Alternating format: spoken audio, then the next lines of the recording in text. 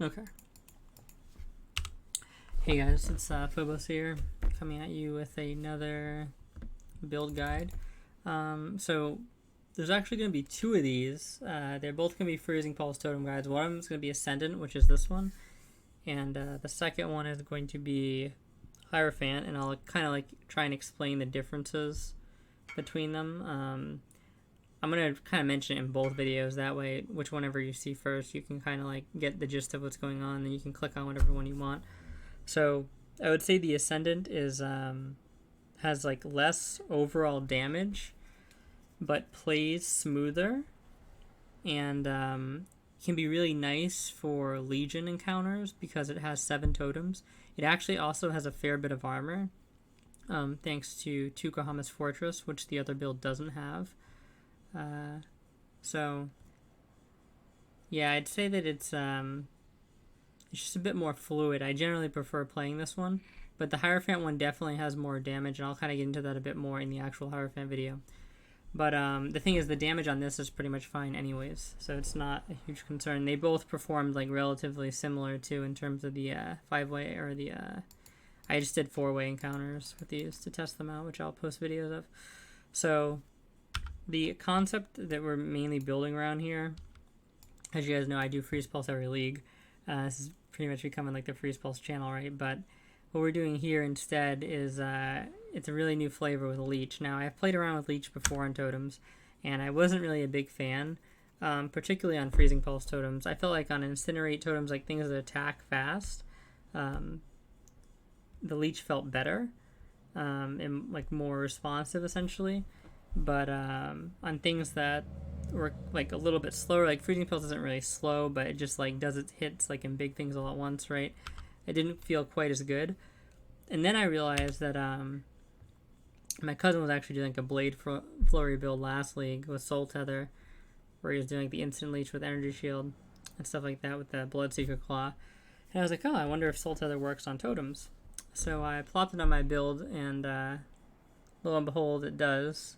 And I think the Soul Tether is really what makes the Leech feel good to me, and that's because it gives Overleech.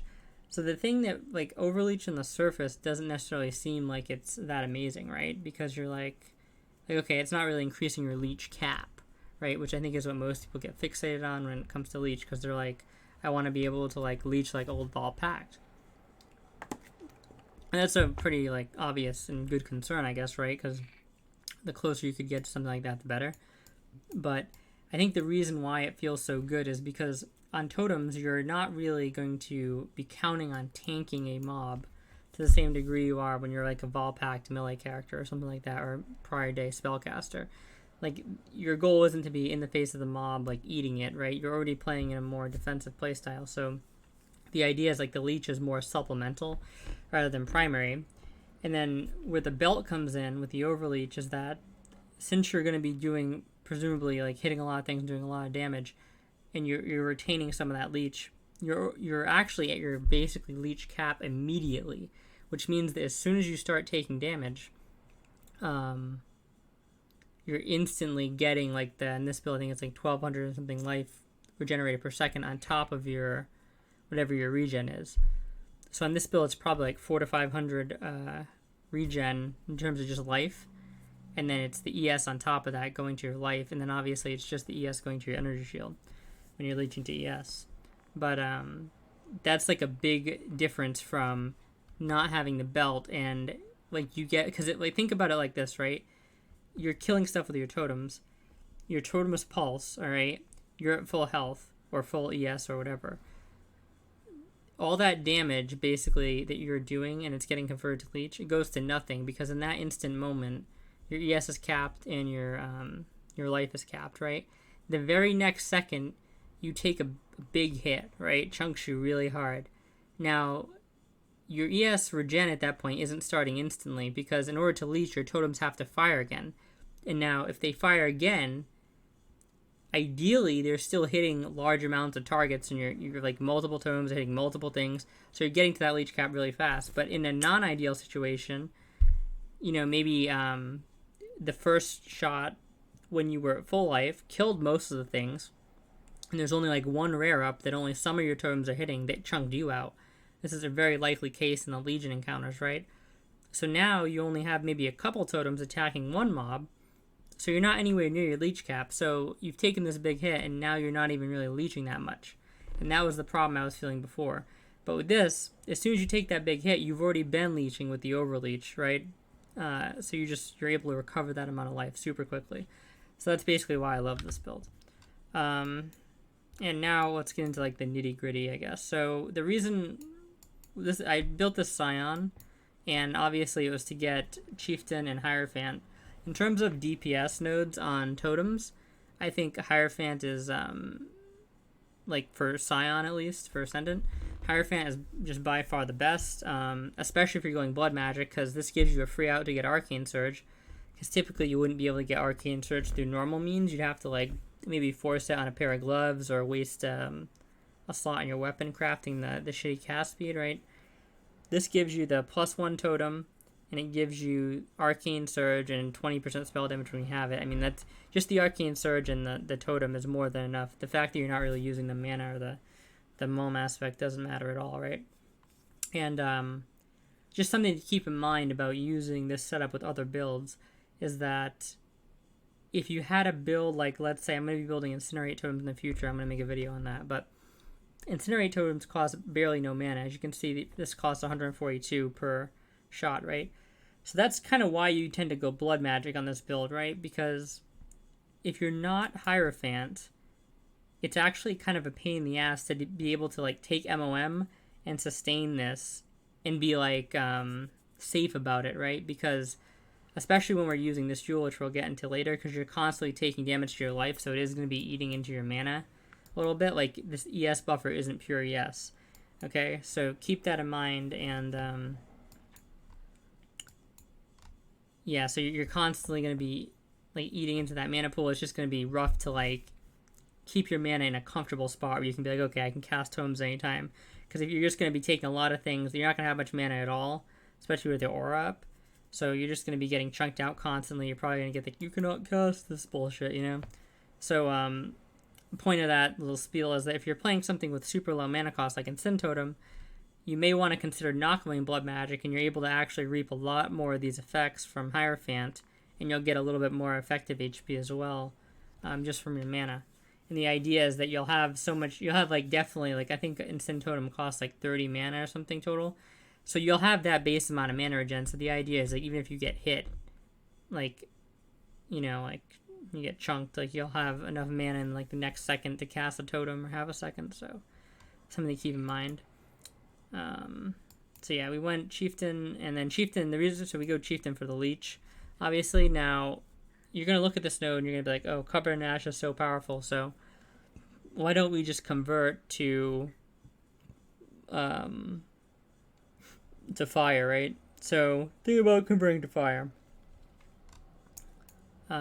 First of all, well, I mean, you could argue that we're in a spot where we're taking up this node, right? Which would normally be the way we're going to get 100% fire, because you use Cold to Fire Gem plus this node, which I forget exactly what it is right now for some reason, but it's the one that converts like 50% of everything to fire, but you cannot deal anything other than fire damage. So the problem with fire, number one, we don't freeze, right? It's the main strength of this build, and but we do leech, and we have a lot of overleech. You could kind of be like, okay, so you don't freeze, but you leech. The second thing is Frostbomb, actually insane. So Frostbomb is 25% cold pen. Now, because you're playing a totem build, though, this is even more effective because your totems are already going to be out. And then you can, or if they're not already out, you can place them and they're going to be out for a while, sustaining damage, which means you have a lot more freedom to actually cast curses and like stuff like Frostbomb. Definitely don't be lazy and don't like not cast curses and Frostbomb and stuff, because like on other builds I understand. Like, I was making a Spectral Throw build this league, and it feels, like, super shitty to put down Frostbomb sometimes, cause especially, like, in a Legion-type situation. Because the idea is, like, you need to be, like, moving and casting your Spectrals to get damage out, you know? It's, like, really a race to clear these things. And anytime you stop to do something else, you're not moving, and then you have to attack on top of that. Totems are already attacking. You just place them and they go, and you have a lot of placement speed. So things like projectile weakness, curse, like manual cast, and frost bomb are a lot more effective on a totem build, and they provide a lot of damage.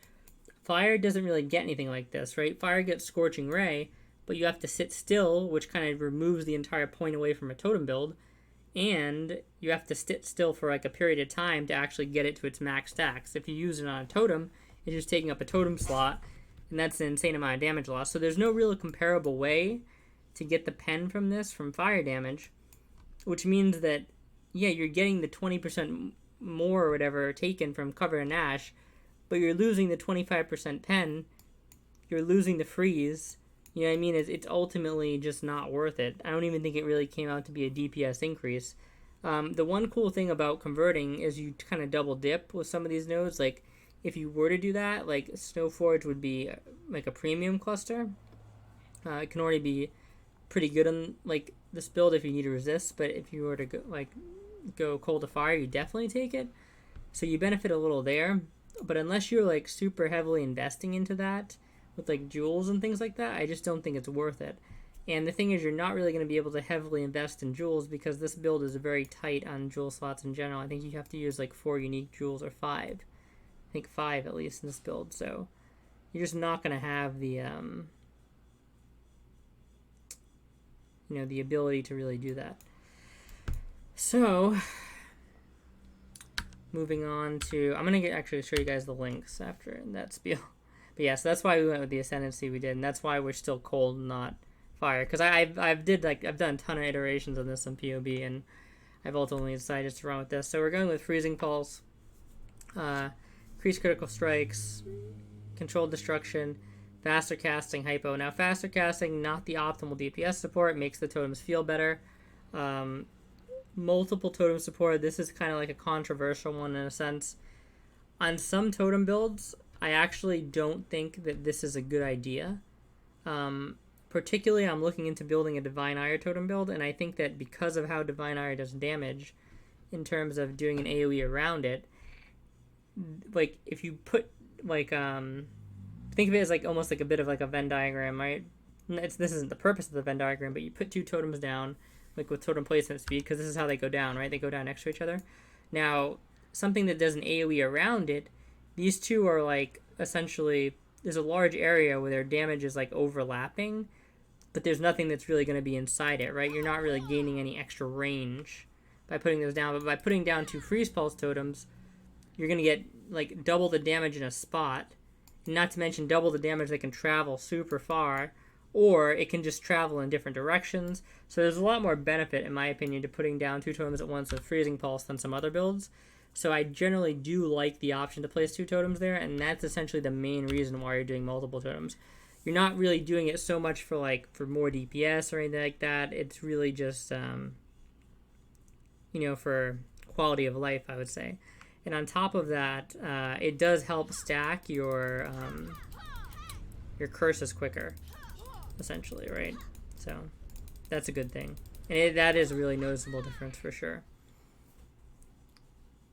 So yeah, those are the supports, and then I'll go over the gear individually. So just Frost Bomb with a faster casting, projectile weakness, and increased duration. The helm, you really want the Freezing Pulse enchant, because like projectile speed is just so powerful on this build. You could actually also do things like swap out Hypo for faster projectiles, or you could white socket this and swap it out for something else on here. Potentially increase critical strikes or even control destruction. Yeah, but I mean, faster proj is also really good in this, especially if you don't have projectile speed from other sources. Quality Freezing Pulse is pretty much a necessity because you get so much proj speed from it. It's insane. And yeah, and another staple here, I think, would be the Fossil Crafting too, by the way, is for the -9 cold res, as you can see. Super powerful. Pandemonious is pretty much BIS neck, hands down. It shows you that it doesn't have life, but it gives you dex, which you need, cold, everything on here you need or could really use. So it's just amazing, obviously, right? Super defensive neck as well with the blind. More than makes up for the no life.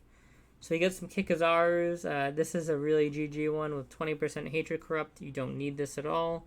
I just happen to not need the resist, and actually, with the way things worked out, to use a Wise Oak, which I normally do use in my setup, It was better if I just completely got rid of the resist on this, right? So that's why I did that. Gloves. Some people use Winds of Change, but you definitely should just use, I feel like, a shape repair, because you're mainly using the Winds of Change for the projectile speed.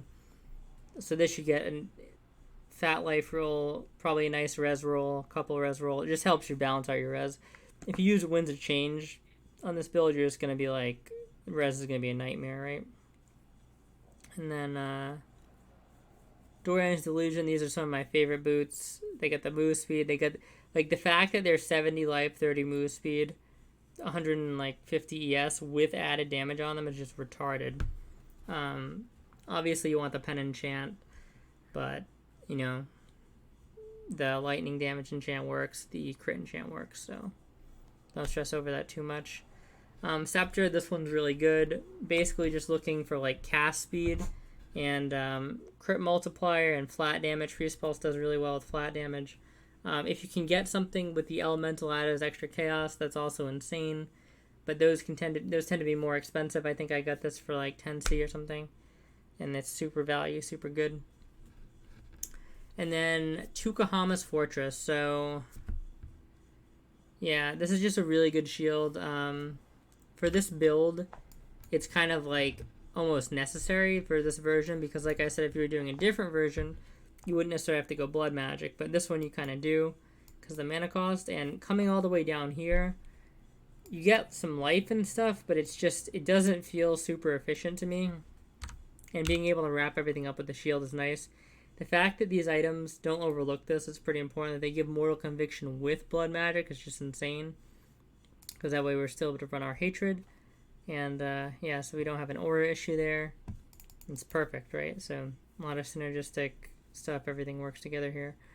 Golem, we're using a lightning golem. I use Steel Skin. You can use a different defensive skill if you want, but I like being able to react. I find it's really powerful, especially against the Legion stuff. And yeah, so that's pretty much Hatred Corrupt on this as well, yeah. It's pretty much the gear. In terms of the tree, I'm trying to think if there's anything like super out there. I could go to the jewels. So first snow. Oh yeah, I'll go over the main. First snow. This is just a res damage life jewel. And then there should be a self-flagnation here, but I don't have one right now. In terms of I have one, it's just on the other version of the character. In terms of this character, Diamond Flask, Quicksilver, Onslaught Flask, and you can either use a Basalt Flask or the Pen Flask. So either one works. And then in terms of like where to put this jewel, this is going to be like, this is kind of hard to get, actually. I think this is one of those sought after ones, but in terms of where you put it, it's just kind of going to depend on where you get insane bonuses, or if you even get insane ones. I think that there's like multiple versions of this where I play with like coming down here and either getting this or this, right? The problem I feel like is if you come down here, you generally want to get quick recovery, and quick recovery is just destroyed when you put the jewel in here. So that's kind of what you have to keep in mind here. How I like to play these a lot of the times is I'll put them in a spot where there's a lot of notables around them, but the idea is that you didn't previously need those notables, right? So the problem, like let's say I put it here, right? And now this seems like convenient because this is already taken to go to Pain Attunement. I'm not using Pain Attunement, right? So it transforms Pain Attunement into Corrupted Soul. But the problem is it destroys the Melding Cluster, which is like super good for this build because it essentially double dips with the life and the ES, right? So you just have to think about things like that. This is, I think, is like the perfect spot because this is like same path as you're going, right? The Keystone. And then on top of that, you're not really getting anything here that's you're gonna lose out on because all the nodes are travel nodes. So it doesn't matter what these turn into. Plus you have two these have the chance to become like really good things in your build. They didn't in this case. Like you could get like a double cold here theoretically or something. So yeah, it's just really good place for it. I would suggest pretty much probably always putting it there unless you get some insane option somewhere else. But it can be difficult to test that. And this is kind of like the whole point of the build, right? Corrupted Soul, 50% of non-chaos damage taken bypasses energy shield. Gain 20% of maximum life as extra energy shield. So this makes you like super tanky because it gives you an ass load of energy shield here. Obviously, like in terms of your raw effective health to like a one shot, you're not like impervious to that, because if you were to take a big hit, 50% of it is going through ES. So you'd essentially like half your ES, which in this case would come out to about 1700. So you'd have like essentially 7k effective life against like a single huge ass hit. But I mean, otherwise it just makes you like really tanky. Yeah, so it's super good. And like the combination with Soul Tether is kind of like the big thing, because the way this works is it's actually like so seamless. Like you never really feel your life dipping in for a second. Like as soon as your life dips in, it immediately comes back up and your ES starts recharging again. It's just super fluid. And something to keep in mind on how Soul Tether works too, that makes it a godly item, is that it actually bases, I believe, the Leech rate on your life. And this is a problem, I think, when you take... Because before, when I made a totem build like this, I made an Incinerate totem, and I had a huge amount of ES, and the problem I was having is it was fire, so I wasn't like freezing things, so I was taking chunks to my ES, and my ES would just get chunked out, wouldn't regen. So I was like, if I'm going to do the Leech build, I need to put the Leech on the ES. So I took Ghost Reaver. But the problem with this is when you take it, you see now it says maximum like Leech rate from energy shield is doubled, so that might help a little bit. But prior, basically, it would base it off your ES, I think, your Leech cap. So I only have like 2k ES there, so like the Leech wouldn't really be very good. But this is being based off like a 5k, 2k life here, the Leech. So it works wonders in your ES and goes into your life. So yeah, this is the Scion version, and I think that's all the main things. Let's go through this one more time. Yeah. So if you have any questions or anything like that, feel free to leave them in the comments. I'll post a video of this. Oh, I'll just do this. So deaths. So there's 2 deaths on this build. The first one was... Oh yeah, the first one was a disconnect in... I'm trying to remember where it was. Oh, Toll Breach disconnect, I believe it was. Yeah, I think it was. Yeah, it was like a Toll Breach disconnect. I was fighting the, not like in the breach itself. I don't think it was in the, where you go fight him in his domain. And I crashed, while he was doing the spray or whatever. But it like didn't log me out of the game immediately, so I just died. So that was kind of retarded. But the other death was, I was actually in a temple. And I was in the breach part.